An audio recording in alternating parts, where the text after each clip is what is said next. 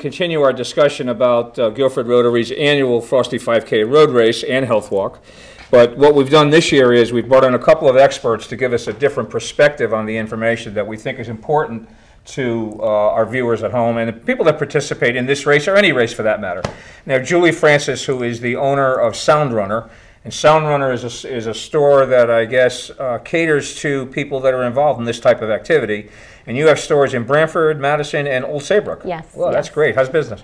It's good, and it's you know, as people are getting prepared for the winter months, this is a perfect time for us to get people, you know, set up with layering and the proper footwear. So we're really excited about this time of year. Okay, and you're here and you've brought a lot of stuff with you. You're Yes. going to actually display some of the things that people can use for walking, running, all times of the year, I assume, as well. And whether it's a 5K or it's a marathon, I'm sure this stuff is going to apply in some way, form, or another. Absolutely. And Paul, you are a local chiropractor, Dr. Paul Heron. So I wanted to also talk to you about not only equipment, but how equipment and how this type of activity perhaps impacts people that are your patients. And one of the first questions I would ask you is, how many calls do you expect on January 2nd? Most people that are taking on this kind of thing and going to run 3 miles or 3.1 miles, you know, are building up to it if they're smart about it and gradually increasing that distance to get there. And as long as everything is, you know, mechanically working pretty well, they can do it without a whole lot of incident. Proper footwear obviously is important, as well as stretching and exercise. And you have some funny feet on today too. We're going to talk about those. Yep. Okay, I never saw anything like that, but maybe Sasquatch or something. But we're going to talk about those and why you think those are something that could be of use to certain runners and certain walkers. Right. In terms of weather, because now we're talking January 1st, and we really don't know what to expect on January 1. We've been very, very fortunate over the years. We've only had, you know, 1 or 2 years where it's even been too cold or rainy or whatever. So for the most part, but you don't know. So what type of equipment do you think people should anticipate having available to them because of the time of the year that they're doing this? So when we talk to people about preparing for winter running, one of the benchmarks that we always look at is if it's 40 degrees or higher, shorts. Because, you know, your core gets warmed up pretty quickly.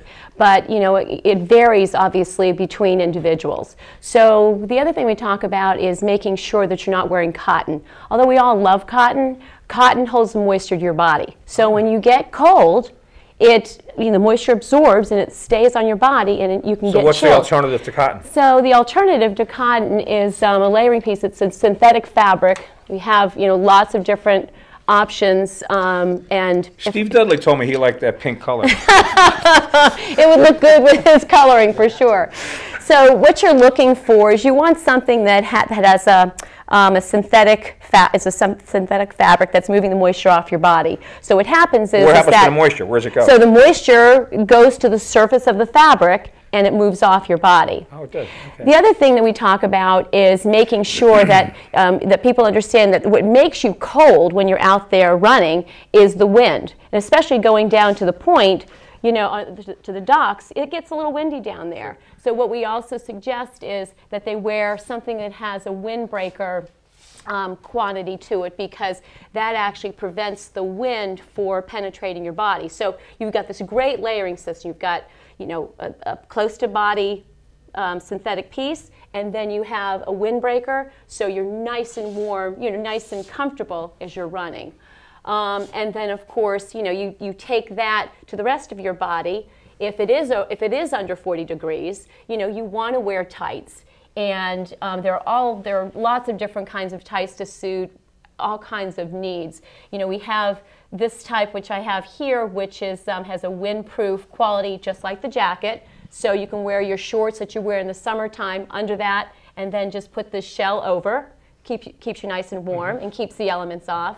It's also good water resistant, so that's nice if it is getting a little slushy, sleety outside. And then we also have tights that are a little bit looser but have some insulation in them. So when it is, you know, 25, 30 degrees, you are getting that insulation and you are comfortable as you move through the race. All right, what about safety considerations if there's ice and snow that we have to deal with? Now I know that the town of Guilford cooperates with us quite a bit. They get out there, they salt, they sand, they plow. The police are out there. It's very well organized and very well supervised on the route. But there could be icy spots, and there could be that to deal with as well. And this race goes on rain or shine. Yes. So yes. bottom line, we brought some footwear here as well. Let's talk about that. Yes. So I know we're going to talk a little bit, Paul's going to talk a little bit about the Vibram 5 Fingers, which I think is something that's wonderful to be given that opportunity because there's so much information out there. However, this time of year, the manufacturers do pay attention to a lot of things, and we have there are several shoes out there that have a little bit more aggressive outsole. You can see the outsole of the shoe, so it's a little more aggressive. So when you're out there, it's slushy, sleety. You don't have to worry as much about falling. It just gives you a little bit more traction on the road.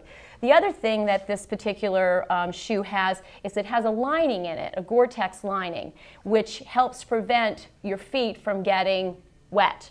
Everybody's familiar with Gore-Tex. It's been around forever, but they've just done a terrific job with it, using it as a lining in the shoe to prevent the wetness from getting in. But again, it's still, like we were talking about, the layering of the underneath.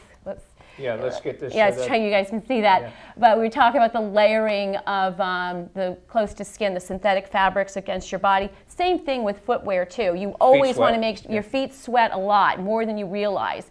And one of the most important things is making sure you have a synthetic sock. A lot of people like the wool. There's some gorgeous wools out there now that move the moisture off your feet, but also insulate it. So you really want to pay attention to that as well.